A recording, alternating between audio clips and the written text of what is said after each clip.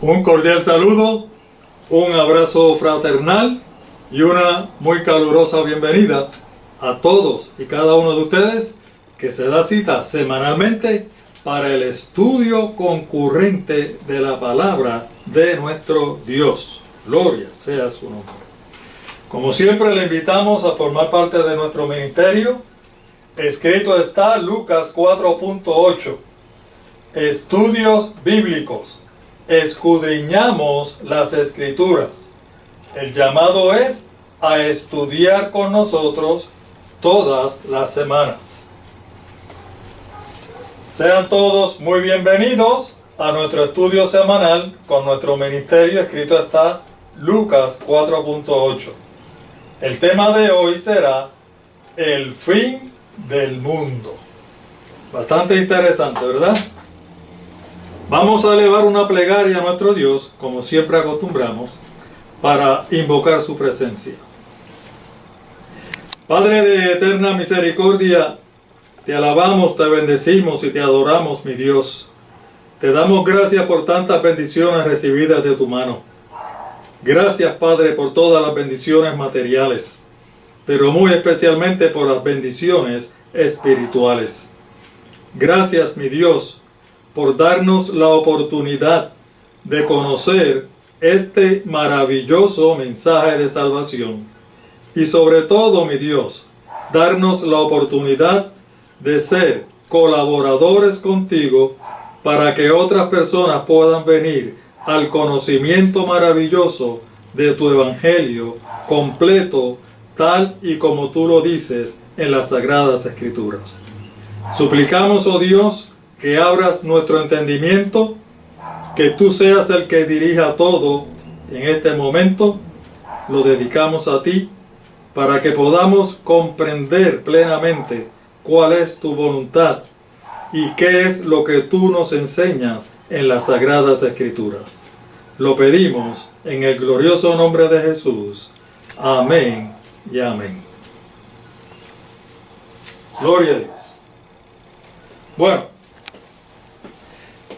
la semana pasada, como ustedes podrán recordar, estudiamos cómo los cuerpos celestes van a anunciar.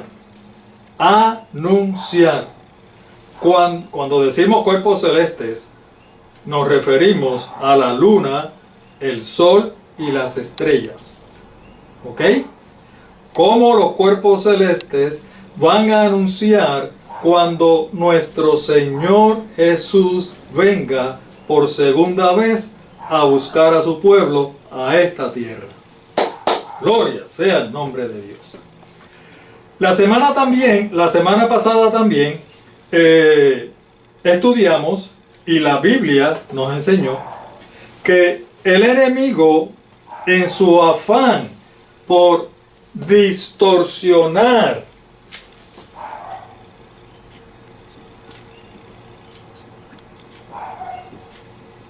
y tergiversar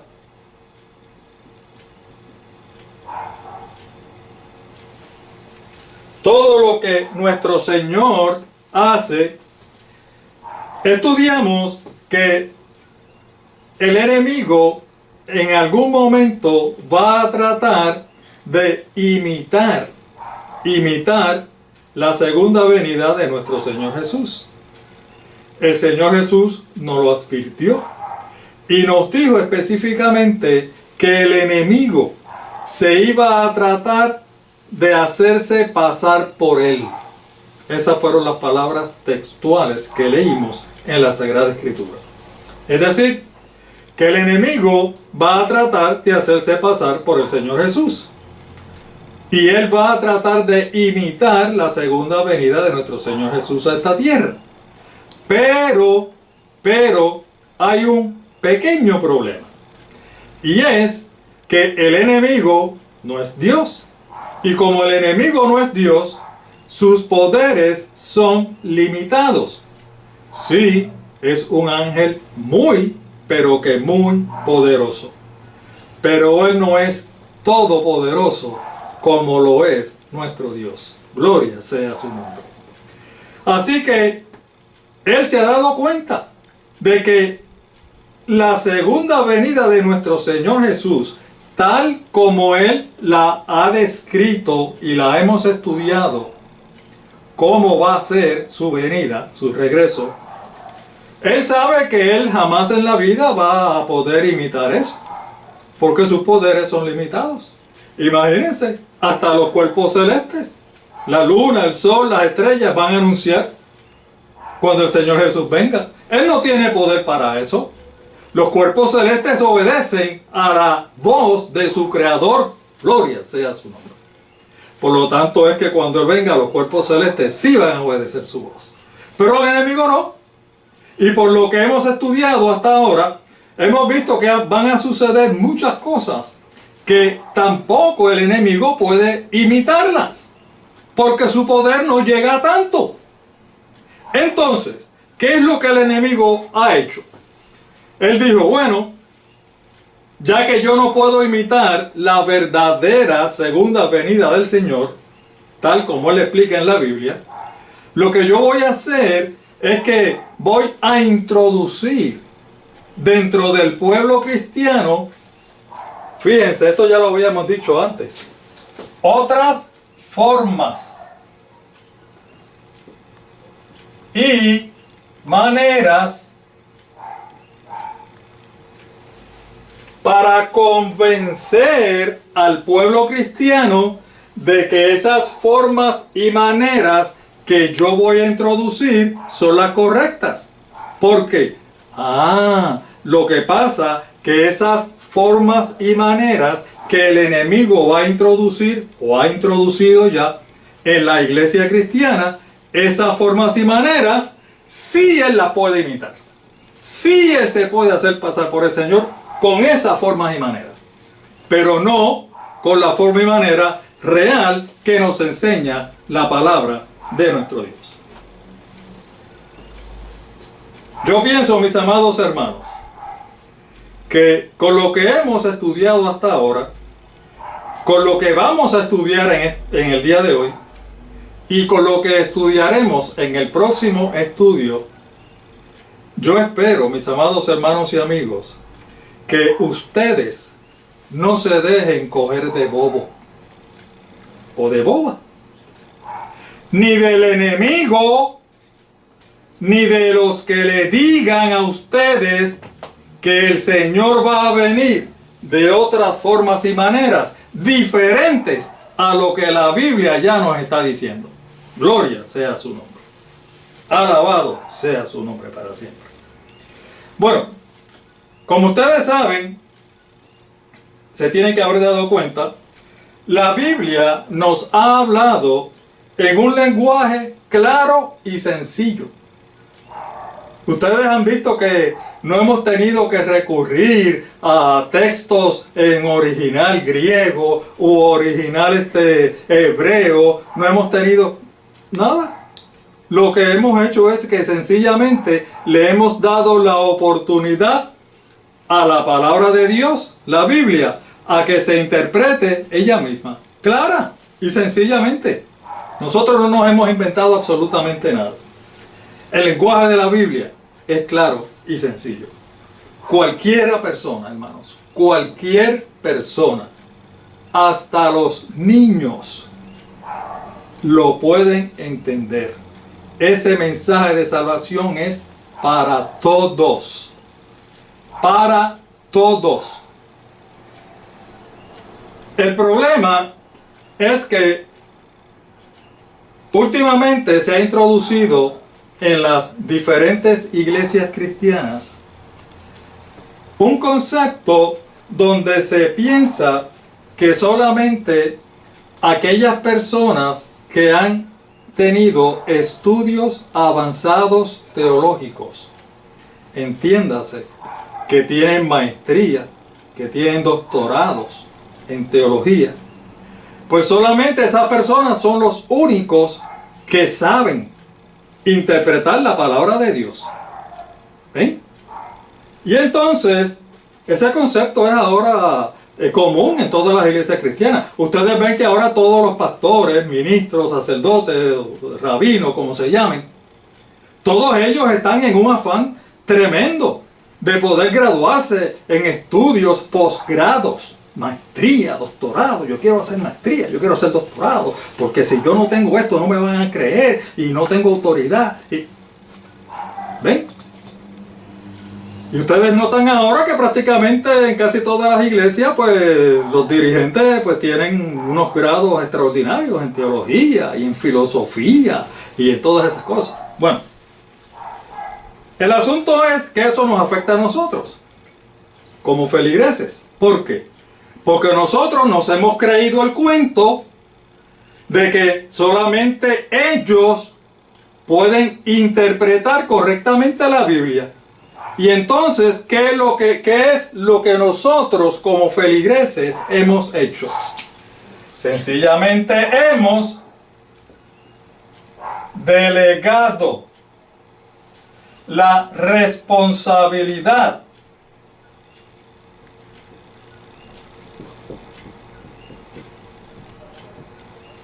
del estudio de la palabra de Dios a ellos. Ahora nosotros sencillamente ni siquiera leemos la Biblia, no la estudiamos. ¿Por qué? Porque ahora nosotros dependemos del doctor fulano, del profesor tal, porque tú sabes, como ellos estudiaron eso, pues ellos sí pueden interpretar bien la Biblia. Tú sabes, yo no tengo mucho conocimiento en eso y pues nos hemos creído el cuento. ¿Saben qué? Se lo voy a repetir una vez más. Ese fue precisamente el error del pueblo de Israel. El pueblo de Dios, el pueblo de Israel, hizo exactamente lo mismo. Delegó el estudio de las Sagradas Escrituras a los dirigentes espirituales de la época. ¿Y qué fue lo que ellos le enseñaron? Le enseñaron que el Mesías, que estaba ya profetizado desde el Génesis, y durante todo el Antiguo Testamento, todos los patriarcas, todos los profetas, lo venían anunciando. Ellos interpretaron como eruditos en teología que ese Mesías iba a ser un rey político y que ese rey político iba a restablecer el reino de Israel, el reino literal. Ustedes se tienen que haber dado cuenta cuando leímos en el momento de la ascensión de nuestro Señor Jesús. ¿Cuál fue la pregunta que le hicieron los discípulos? Señor, ¿ahora es que tú vas a restablecer el reino de Israel? ¿O cuándo va a ser eso? ¿Ven ustedes? Ellos, como buenos judíos, iban a la sinagoga y escuchaban a sus dirigentes espirituales. Fueron influenciados por sus dirigentes espirituales. Ellos también pensaban que nuestro Señor Jesús, ellos reconocieron, fíjense, que nuestro Señor Jesús era el Mesías. Ellos lo reconocieron, pero también ellos guardaban en su corazón que ese Mesías iba a restablecer el poder político del pueblo de Israel. ¿Ven ustedes cómo se influencia a los feligreses, a las personas? Los engañó. Por eso el apóstol Juan, en el Evangelio según San Juan, capítulo 1, versículo 14, dice: a los suyos vino y los suyos no los reconocieron. ¿Por qué? Porque ellos estaban esperando un rey político. ¿Y quién le había dicho eso? Los dirigentes espirituales. ¿Y por qué pasó eso? Porque ellos delegaron su responsabilidad de estudiar la palabra de Dios. Hermanos y amigos, suplico al Dios Todopoderoso que no nos deje caer en eso, en delegar nuestra responsabilidad de estudiar la palabra de Dios. Hermanos y amigos, no subestimemos nuestra capacidad de entender la palabra de Dios. Fue precisamente para personas como usted y como yo que nuestro Señor Jesús y nuestro Dios inspiró la palabra para que todos la pudiéramos comprender. Les quiero hacer una pregunta. Cuando el Señor Jesús vino a esta tierra, y escogió sus discípulos. Sus discípulos. Esos discípulos, mis amados hermanos y amigos, que posteriormente iban a establecer los conceptos teológicos de la naciente iglesia cristiana. ¿A quiénes el Señor escogió? ¿Fue el Señor a las mejores escuelas teológicas de la época para escoger a los mejores teólogos? No. ¿A dónde fue Él? ¿A quiénes escogió? A personas humildes, personas sencillas, como usted y como yo. Gloria sea mi Dios. ¿Saben qué? Habían algunos de los discípulos que apenas sabían leer y escribir. Sin embargo, nuestro Señor los escogió y entendieron perfectamente el maravilloso mensaje de salvación. Gloria sea nuestro Dios. Amados hermanos, quiero presentarles un pensamiento, lo que dice el apóstol Pablo con relación a esto. Primera de Corintios capítulo 1 versículos 26 a 29 dice: hermanos, consideren su propio llamamiento. No muchos de ustedes son sabios. No son eruditos. No, es que no lo somos, verdaderamente, no. Según criterios meramente humanos. Ni son muchos los poderosos, ni muchos los de noble cuna, los que pueden ir a las mejores universidades. No, no somos tampoco de eso. Pero Dios escogió de lo insensato del mundo, ¿para qué? Para avergonzar a los sabios, a los eruditos, a los que dicen que saben. Y escogió lo débil del mundo para avergonzar a los poderosos. También escogió Dios lo más bajo y despreciado, y lo que no es nada, para anular lo que es, a fin de que en su presencia nadie, absolutamente nadie, pueda jactarse. Alabado sea el nombre de Dios. Que Dios bendiga su santa y bendita palabra. Gloria sea. Estos textos se explican por sí mismos, mis amados hermanos. Se explican por sí solos. Que el apóstol Pablo, y hermano, este es el apóstol Pablo el que está escribiendo. Este precisamente fue uno, sino el más erudito de todos los apóstoles. Fue el que más estudió, era el que más sabía teología. ¿Y qué dice él? Que eso no le importó a Dios. Cuando Dios lo escogió a él no miró nada de eso.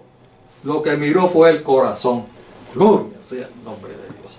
Y de esa manera nos escoge a nosotros también. ¿Ven? Y nos escoge a nosotros los que somos supuestamente menos sabios, un poquito más ineptos, para avergonzar precisamente a esas personas. ¿Por qué? Porque sencillamente el mensaje de Dios es para usted y para mí. Es para todos, para todos. Bueno, tenía que decir eso. Vamos a empezar ahora el tema. Después de cuánto, casi media hora, ¿verdad? Como ya hemos estudiado previamente, el regreso de nuestro Señor, por lo que hemos estudiado en la palabra, en la Biblia. Yo señalo para el televisor, porque es que como todos los textos los presentamos, ¿verdad?, en el televisor. La Biblia nos ha enseñado que el regreso de nuestro Señor Jesús va a ser un acontecimiento extraordinario, hermanos. Va a ser un acontecimiento trascendental. ¿Saben lo que va a ser el regreso de nuestro Señor Jesús? Un acontecimiento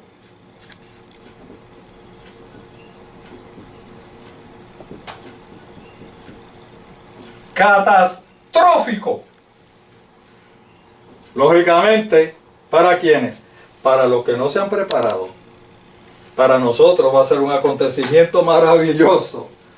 Como decía el apóstol, el apóstol Juan, lo vamos a ver tal y cual Él es. Gloria sea su nombre. Bueno, desde que nosotros comenzamos esta etapa, ¿verdad? Del regreso del Señor, la esperanza bienaventurada, este tema, hemos dicho que el regreso del Señor, cuando se habla de regreso del Señor, se incluyen tres cosas importantísimas que van a suceder en ese día, hermanos, que van a suceder en ese día. No es más tarde, no es 10 años después, no es 3 años y medio, no son 7 años, no. En ese día. ¿Qué es lo que va a suceder? Lo primero, el regreso del Señor en gloria. Y esto me parece que lo hemos discutido bastante en estos estudios, ¿verdad? Lo que significa que el Señor va a venir en gloria. Va a venir con sus santos ángeles. Va a venir como un rey. Los ángeles tocarán la trompeta. La trompeta se escuchará por doquier. Esto lo hemos dicho en varias ocasiones. ¿Qué otra cosa va a suceder en ese día? Ese día va a ser un día de juicio. ¿Por qué? Porque Él va a juzgar precisamente a todos. Y como decía uno de los textos, le va a dar a cada uno según lo que merezca. Porque Dios es justo. Y en tercer lugar, ese mismo día, hermano, estamos hablando del mismo día. Ese mismo día va a ser el fin del mundo. Sencillito, ¿verdad? Sencillito.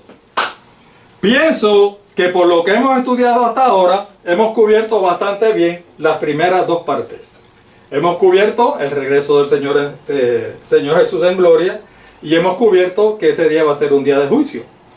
Hoy nos vamos a concentrar en demostrar bíblicamente, hermanos, bíblicamente, que ese día también va a ser el fin del mundo. El fin de este mundo, hermanos. El fin de este mundo. De eso es lo que estamos hablando. No estamos hablando de cositas, no. Estamos hablando de eso. ¿Ok? Bueno, vamos rapidito. Vamos a hacer lo siguiente, hermanos. Vamos a leer el texto completo, porque es larguito, y luego entonces vamos a hacer referencia y vamos a explicar los textos, ¿verdad? Vamos a hacer eso. Además es mucho más fácil para la camarógrafa. Segunda de Pedro 3, del 10 al 14. Dice: pero el día del Señor vendrá como ladrón. En aquel día los cielos desaparecerán con un estruendo espantoso. Los elementos, entiéndase, sol, luna y estrellas, serán destruidos por el fuego. Y la tierra con todo lo que hay en ella será quemada. Ya que todo será destruido de esa manera, les pregunto, ¿no deberían vivir ustedes como Dios manda, siguiendo una conducta intachable y esperando ansiosamente la venida del día de Dios? Y vuelve y repite y dice: en ese día los cielos serán destruidos por el fuego y los elementos se derretirán con el calor de las llamas. Pero según su promesa, nosotros esperamos un cielo nuevo y una tierra nueva. Gloria a Dios. Y en los que habite la justicia. Por eso, queridos hermanos, mientras esperan estos acontecimientos, esfuércense para que Dios los halle sin mancha y sin defecto y en paz con Él. Alabado sea nuestro Dios. Yo no me canso de alabar a Dios. Siempre en mi boca está una alabanza para Dios. Bueno, fíjense, leímos todo, ¿verdad? Vamos ahora a explicar unas cositas. La primera oración, como el apóstol Pablo comienza estos textos, es con una oración que es muy conocida para todos ustedes. Y para mí, para todos los cristianos. Pero el día del Señor vendrá como un ladrón. Fíjense que el apóstol Pedro también utiliza la comparación que hizo nuestro Señor Jesús, porque nuestro Señor Jesús comparó su venida a como un ladrón. Los otros discípulos que han escrito la Escritura, ¿verdad?, la palabra de Dios, especialmente en el Nuevo Testamento, se refieren también a que el Señor, cuando regrese, va a venir como un ladrón. Así que el Señor va a venir como un ladrón. Hay otras versiones que dice que va a venir como un ladrón en la noche, ¿verdad? Esa es la expresión con la que empieza el apóstol Pedro. ¿Qué sucede? La mayoría, y hermanos, ahora estamos hablando, recuerden que desde este año para acá dijimos que íbamos a hablarles como adultos espirituales. Ya no son niños, no estamos hablando de lechecita, no, estamos dándole vianda, pero vianda buena de verdad, la palabra de Dios. ¿Qué es lo que ha pasado?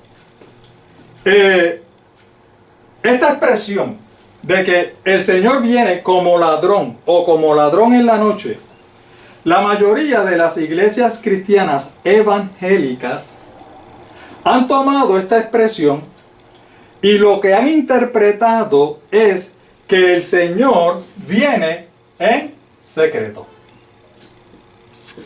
que viene de incógnito,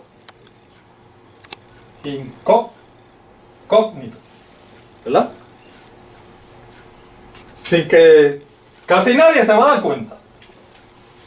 Ladrón, ¿cómo vienen los ladrones? ¿Cómo vienen los ladrones? Vienen así. No haga ruido. Vengo a robar. No haga ruido, no haga ruido. Y esa es la interpretación que le han dado. Que como los ladrones vienen en secreto y vienen de incógnito, pues entonces ahora el Señor viene de incógnito también y viene en secreto. Entonces, encima de esto, han cogido también otra palabra, que también la vamos a estudiar en el próximo estudio. Una palabra que el apóstol Pablo utiliza. Cuando él dice que cuando el Señor venga, nosotros, todos los justos, todos los fieles, vamos a hacer, ¿qué cosa?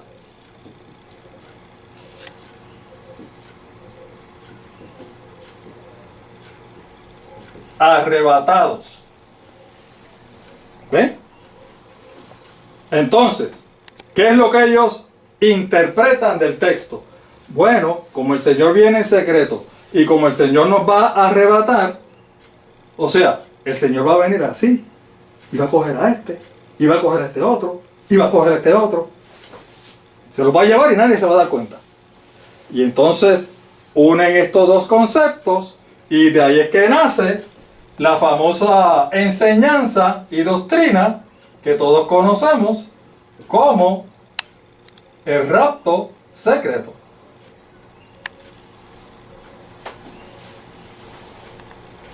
¿Ven? Quiero adelantarles, mis amados hermanos, que después que nosotros terminemos este ciclo completo, porque si ustedes se dan cuenta, estamos presentando un ciclo completo, prácticamente cronológicamente de todo lo que va a suceder cuando el Señor regrese.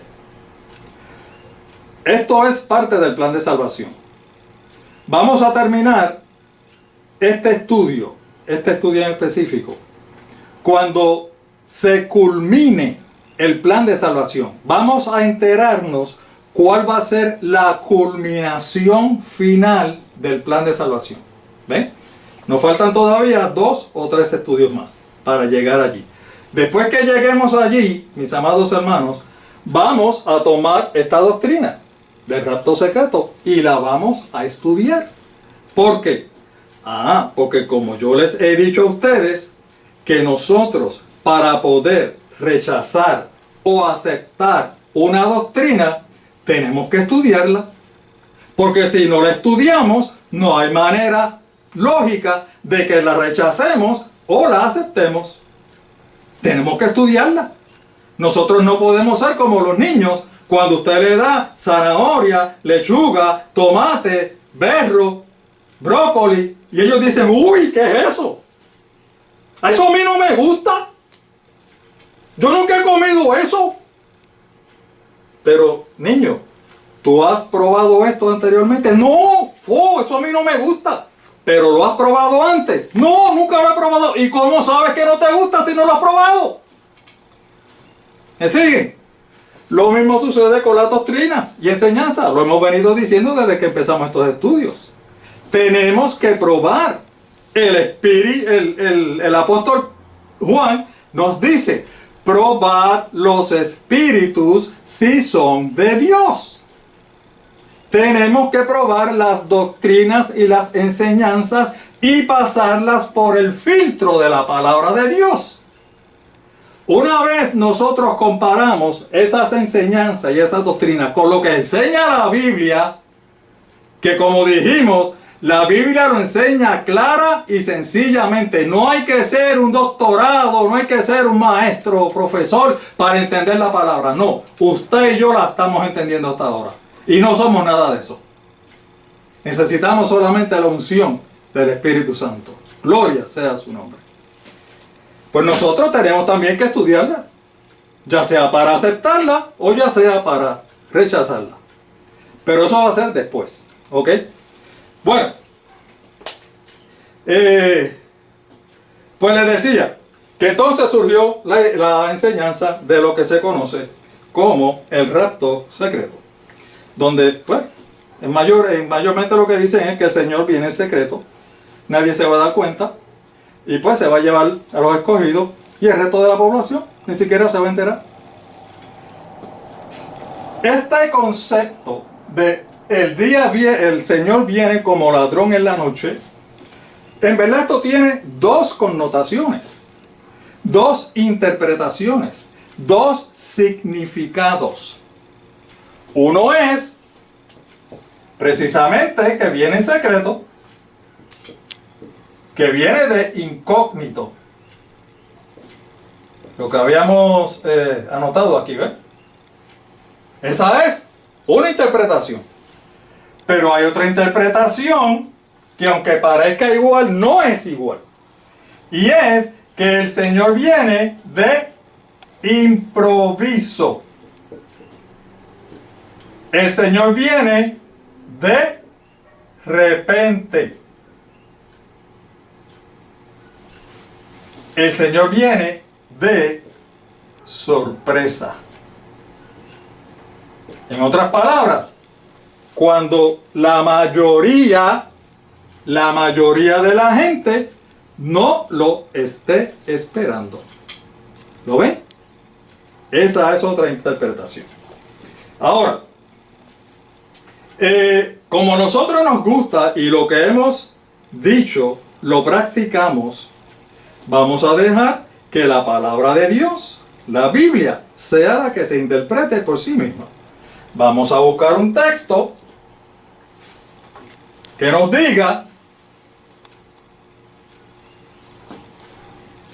con relación a esto. Primera de Tesalonicenses, capítulo 5, versículos del 1 al 4. Hermanos, yo espero que estén tomando nota, porque lo que estamos hablando es muy, pero que muy importante. Primera de Tesalonicenses, capítulo 5, versículos del 1 al 4. Hermanos, esta es la nueva versión internacional. Ustedes saben que a nosotros nos gusta y les enseñamos que debemos confirmar lo que leemos en una versión con otra, porque clarificamos los pensamientos y clarificamos la interpretación. Vamos a leerlo primero de la nueva versión internacional, lo vamos a discutir y luego lo vamos a leer de la otra versión, Dios habla hoy, que es más moderna todavía. ¿Ok?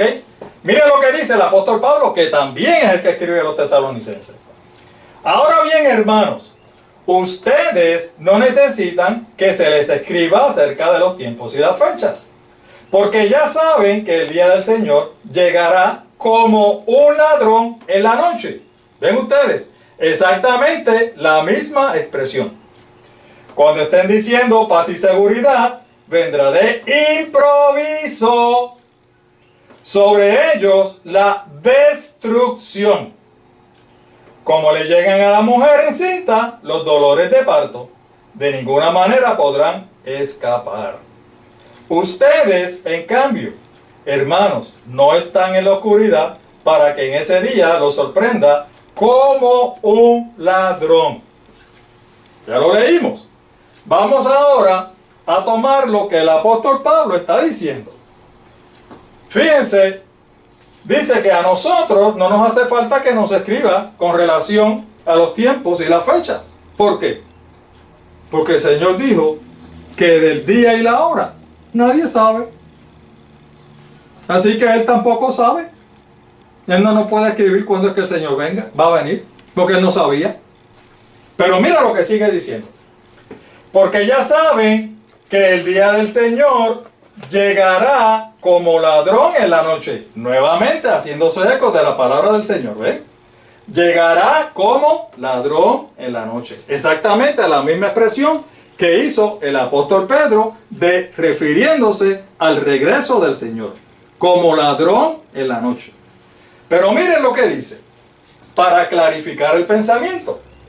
Dice, cuando estén diciendo paz y seguridad, vendrá, fíjense lo que viene de lo que dice la Biblia, vendrá de improviso. Fíjense que no dice, cuando estén diciendo paz y seguridad, vendrá en secreto, vendrá de incógnito. No, dice, vendrá de improviso, vendrá de repente, vendrá de sorpresa, cuando no se le esté esperando. Eso es lo que dice. Y entonces fíjense cómo sigue diciendo. ¿Qué es lo que va a venir de improviso? ¿Qué es lo que va a venir cuando no se le esté esperando? ¿Qué es lo que va a venir de sorpresa? Dice, va a venir la destrucción. Hermanos, tomen nota, destrucción. Más adelante, cuando regresemos al apóstol Pedro, porque del apóstol Pedro lo que leímos fue una oración nada más. Cuando leamos el texto completo, vamos a notar a qué destrucción es que el apóstol Pablo aquí se está refiriendo. Por el momento dice que va a venir de improviso la destrucción. Hermanos, ustedes me pueden explicar cómo la destrucción del mundo puede venir en secreto, sin que nadie se entere, que solamente unos poquitos se enteren. Explíquenme eso, por favor. La destrucción del mundo va a venir, el fin del mundo va a venir, como solamente unos pocos se van a enterar de eso. Explíquenme eso. Eso es lo que está diciendo el apóstol Pablo. Entonces, fíjese lo que dice. El apóstol Pablo, mire lo que pasa. El apóstol Pablo, como sabe, que a veces cuando él habla, como ustedes saben que él es filósofo y todas esas cosas, pues él dice, a lo mejor hay algunas personas que no me han entendido bien lo que yo quise decir, ¿verdad? Así que le voy a hacer una comparación, exactamente lo que hacía el Señor Jesús. ¿Recuerdan las parábolas? ¿Qué era lo que hacía el Señor? Cogía las cosas comunes que las personas sabían, estaban relacionadas, para entonces lo cogía de ejemplo y eso se lo enseñaba a las cosas espirituales. Lo aplicaba a los principios espirituales. ¿Ven? Aquí entonces el apóstol Pablo dice, déjame hacer lo mismo. Voy a hacer una comparación de algo común y corriente que todos saben, porque todo el mundo sabe lo que es una mujer encinta. Todo el mundo sabe lo que es parir un muchacho. Todo el mundo lo sabe. ¿O nadie sabe eso? Todos nacimos. Pues el apóstol Pablo dice, mire, le voy a hacer una comparación. El Señor viene de la misma manera en que le vienen los dolores de parto a una mujer encinta. ¿Y cómo le vienen los dolores de parto a una mujer encinta? En secreto. La mujer encinta no se da cuenta cuando le vienen los dolores. No, porque como el Señor viene en secreto, viene de incógnito. ¿Cuál es la interpretación que le está dando el apóstol Pablo aquí? Que el Señor Jesús cuando venga de regreso, va a venir no en secreto, sino que va a venir de improviso. ¿Lo ven? Hermanos, yo no he tenido el privilegio ni tendré el privilegio de parir un muchacho. Pero ¿saben qué? Yo tengo 5 hijos. Yo sé lo que son los dolores de parto. Y los dolores de parto a una mujer le vienen no en secreto, le vienen de improviso. Cuando no lo está esperando, le viene el dolor. ¡Ay, qué dolor! ¿Y qué hay que hacer? Partir con ella para el hospital. O llamar a la comadrona. Y cuando le vienen los dolores, nadie se entera. Ustedes han escuchado a una mujer pariendo gritando. Yo la he escuchado.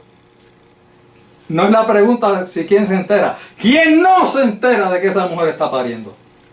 Los gritos se escuchan hasta en el cielo. ¿Por qué? Por el dolor. Eso es lo que el apóstol Pablo le está diciendo a la gente. Te está diciendo a ti y me está diciendo a mí. El Señor no viene en secreto. El Señor viene de improviso. De repente. De sorpresa. Fíjense cómo dice al final. Dice al final. Ustedes en cambio, hermanos, no están en la oscuridad para que ese día, ¿cuál? El día del regreso del Señor, los sorprenda como un ladrón. ¿Lo ven? No es en secreto. Es de improviso, de repente. Bueno, vamos a leer entonces la versión de Dios habla hoy. Es exactamente los mismos textos. 1 Tesalonicenses 5, 1 al 4. Dice: en cuanto a las fechas y los tiempos, hermanos, no necesitan que les escribamos. Ustedes saben muy bien que, fíjense cómo dice esta versión. Ustedes saben muy bien que el día del regreso del Señor, aquí especifica, allá era el día del Señor, aquí ya especifica, es el día del regreso del Señor. Llegará cuando menos se lo espere. ¿Ven ustedes? ¿Ven ustedes? Cuando menos se lo espere, como un ladrón que llega de noche. No es que dice que viene en secreto, es que viene de sorpresa, de improviso. Sigue diciendo: cuando la gente diga todo está en paz y tranquilo, entonces vendrá de repente. No es en secreto, de repente sobre ellos, y nuevamente hace referencia a la destrucción que va a venir en ese día. Como le vienen los dolores de parto a una mujer que está encinta, lo mismo, los dolores vienen en secreto, la mujer no se da cuenta y no podrán escapar. Y sigue diciendo: pero ustedes, hermanos, no están en la oscuridad para que el día del regreso del Señor los sorprenda como un ladrón. Gloria sea a Dios. Alabado sea para siempre. Ustedes ven cómo la palabra de Dios se explica a sí misma. No hay necesidad de nosotros estar buscando y dando interpretaciones erróneas. Se explica a sí misma. Cuando nosotros estudiamos la Biblia, hay una máxima, un principio o una regla que dice lo siguiente. La mayoría de ustedes posiblemente ya lo haya escuchado previamente, ¿verdad? Pero lo vamos a repetir, porque vamos a usar esta regla cuando regresemos a Segunda de Pedro. La regla dice lo siguiente, se lo voy a decir. Un texto, estamos hablando de la Biblia. Ustedes saben que la Biblia se da por capítulos y textos. Capítulos y versículos. Un texto fuera de contexto se convierte en un pretexto. Voy a escribir. Un texto fuera de contexto se convierte en un pretexto. ¿Qué es lo que nos quiere decir?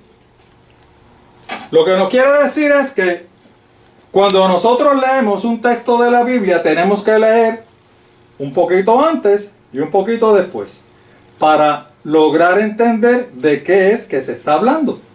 Porque fácilmente, si no hacemos eso, podemos caer en el error de sacar de contexto un texto y entonces querer hacer decir lo que no está diciendo. Le voy a dar un ejemplo. En la Biblia hay un texto que dice que Judas, después que entregó el Señor Jesús, el remordimiento que sintió, dice que Judas salió y se ahorcó. Salió, fue y se ahorcó. Eso lo dice un texto, ¿verdad? Hay otro texto por este otro lado, que el Señor le está diciendo a otra persona: ve tú y haz lo mismo. Si nosotros sacamos este texto de su contexto y este otro texto de su contexto y lo unimos, ¿qué estamos diciendo? Estamos haciendo decir al Señor que nosotros tenemos que imitar o hacer lo que hizo Judas. O sea, que todos los cristianos tenemos que ahorcarnos. ¿Ven ustedes lo que le quiero decir? Es importante leer el contexto. Con esto en mente, vamos a aplicar la regla a el texto que comenzamos a leer, que lo que leímos fue una oración. Vamos a leer el texto completo, el versículo 10. Dice, 2 de Pedro 3:10. Pero el día del Señor vendrá como ladrón. Ajá. En secreto. Bueno, ok. ¿Qué va a pasar? En aquel día los cielos desaparecerán con un estruendo espantoso. ¿Qué más va a pasar ese día? Los elementos, las estrellas especialmente, y el sol y la luna, serán destruidos por el fuego. ¿Y eso nada más? No, todavía queda otra cosa. Y la tierra y todo lo que hay en ella será quemada. Fíjense que aquí el apóstol Pedro nos dice que van a suceder tres cosas. En el día que el Señor venga, en ese día, ¿qué es lo primero que va a pasar?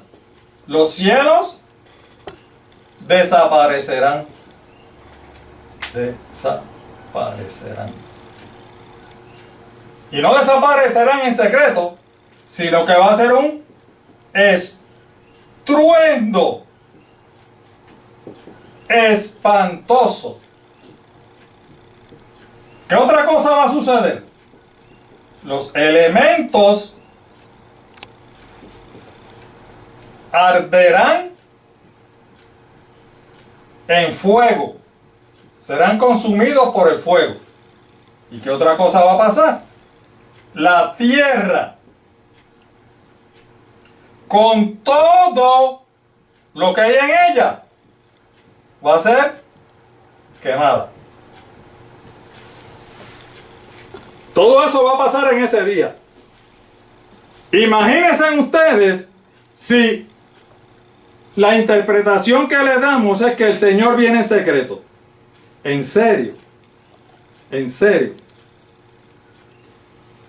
Dice que los cielos van a desaparecer con un grande estruendo, hermanos. Ustedes se acuerdan cuando estudiamos a Isaías, que decía, precisamente refiriéndose al día del regreso del Señor, que Dios haría temblar los cielos y temblar la tierra. Fíjense que aquí se hace referencia a dos sentidos. Cuando dice que los cielos desaparecerán con un grande estruendo. Primero, el primer sentido, se va a sentir porque los estruendos se sienten. Y lo otro, se va a escuchar porque los estruendos espantosos se tienen que escuchar también. Hace referencia a dos sentidos.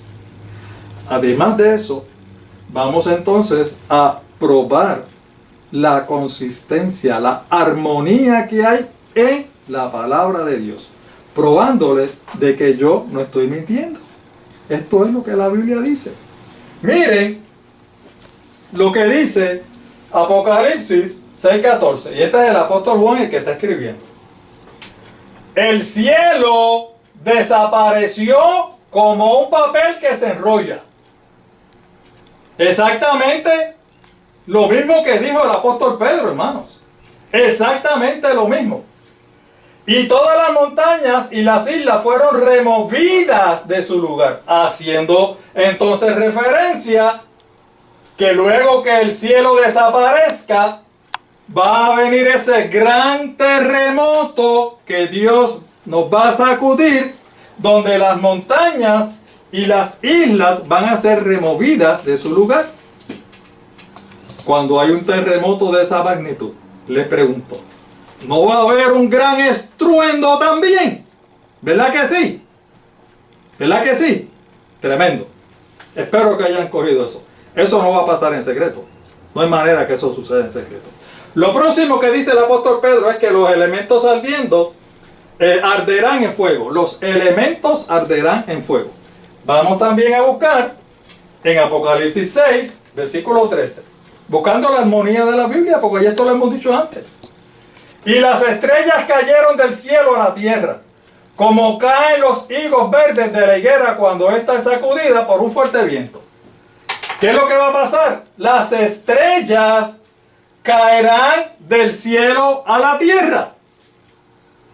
Y usted a lo mejor me dice, pero hermano, el apóstol dice que van a arder en fuego. Y este me dice que van a caer a la tierra. El apóstol Juan no está diciendo que las estrellas van a arder en fuego. Para eso entonces tenemos que recurrir a una pequeña clasecita de ciencia, que yo sé que todos ustedes la saben. Ok, esta es la Tierra, y esta es la atmósfera de la Tierra, y este es el espacio, ¿verdad? Ustedes saben que la atmósfera de la Tierra es un escudo para la Tierra. Porque primero nos protege de los rayos del sol, que no nos quemen, ¿verdad? En segundo lugar, protege que el oxígeno que hay en la Tierra, tan necesario para todo, para la vida, no se vaya al espacio. La atmósfera lo mantiene en su sitio, ¿ven?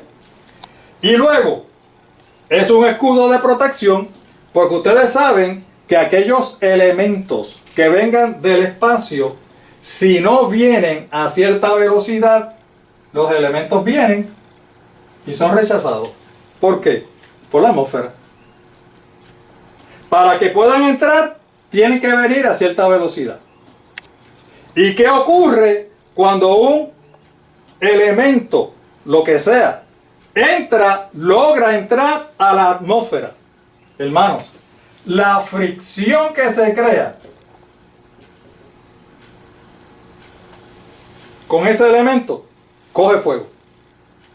Tiene que coger fuego. Es tanta la fricción que coge fuego. Eso es lo que nosotros vemos como las estrellas fugaces. Son elementos que entran a la atmósfera de la Tierra y nosotros lo vemos como luces, pero en verdad son fuego. Se están quemando, se están consumiendo. Ustedes han escuchado hablar de el Columbia, ¿verdad? El transbordador Columbia. En el 2003 ocurrió un desastre, una tragedia. ¿Qué pasó? El transbordador, esas naves, como los científicos saben, que cuando viene, por eso es que las naves tienen que guardar combustible para que prendan los motores antes de entrar a la atmósfera, para que cojan la velocidad necesaria para que logren penetrar la atmósfera. Pero ¿qué pasa? Al penetrar la atmósfera se sabe que va a coger fuego por la fricción. Cualquier elemento que entre a la atmósfera tiene que coger fuego, porque para entrar tiene que desarrollar una velocidad increíble. ¿Qué es lo que hacen los científicos? Recubren exteriormente esas naves, ¿ven? Con unos materiales aislantes del fuego, del calor, para evitar que esa nave se desintegre. ¿Qué pasó con el Columbia? Una de esas piezas se les cayó, la botó de alguna manera. Unos dicen que fue cuando salió, otros dicen que fue allá en el espacio. No tenía la pieza. Ese recubrimiento Una pieza nada más, no toda la nave, una pieza nada más. Como ellos no se habían dado cuenta de eso, ellos entraron a la atmósfera, prendieron sus motores y entraron. ¿Qué pasó? La fricción, el calor, prendió la nave en fuego. Y como no tenía ese recubrimiento, ¿qué pasó? Desintegró la nave. Una tragedia terrible. ¿Verdad? Aquí el apóstol Juan nos está diciendo que las estrellas van a caer del cielo a la tierra. ¿Verdad? Para que esas estrellas entren a la atmósfera, tienen que desarrollar cierta velocidad. Y al desarrollar esa velocidad, la fricción que se va a crear en nuestra atmósfera, ¿qué ustedes creen que va a pasar? Se van a prender en fuego. Y va a ocurrir lo que dice el apóstol Pedro. Las estrellas van a ser consumidas por el fuego. Gracias, mi Dios. Gloria sea tu nombre. Alabado sea para siempre. ¿Qué es lo otro? Vamos a quitar esto. Espero que hayan entendido, hermanos. La Biblia no se equivoca. No se equivoca. ¿Qué es lo otro que dice el apóstol Pedro que va a suceder? Que hermanos, ¿piensan ustedes que las estrellas van a caer a la tierra prendidas en fuego y nadie se va a darle cuenta? Piénselo dos veces. ¿Qué es lo otro que va a pasar? Que la tierra y todo lo que en ella hay, va a ser quemado. Hermanos, esa es la destrucción que se refería el apóstol Pablo. Cuando dice, cuando digan paz y seguridad y todo está bien y no hay problema, entonces vendrá de repente, de improviso, la destrucción. ¿Cuál destrucción? Esta destrucción. La tierra y todo lo que en ella hay va a ser consumida por el fuego. ¿Qué quiere decir eso, hermanos? Que el día del regreso del Señor va a ser el fin de este mundo. Y no lo digo yo, lo dice la palabra de nuestro Dios. Ustedes recuerdan cuando el Señor tuvo que destruir el mundo la primera vez. Todos lo saben, el diluvio. ¿Verdad? El diluvio. Luego que pasó el diluvio, el Señor hizo una promesa. ¿Y cuál fue esa promesa? Que la próxima vez Él no iba a volver a usar el agua para destruir el mundo. ¿Qué iba a usar? Vamos a leerlo. Segunda de Pedro 3, 6, 7.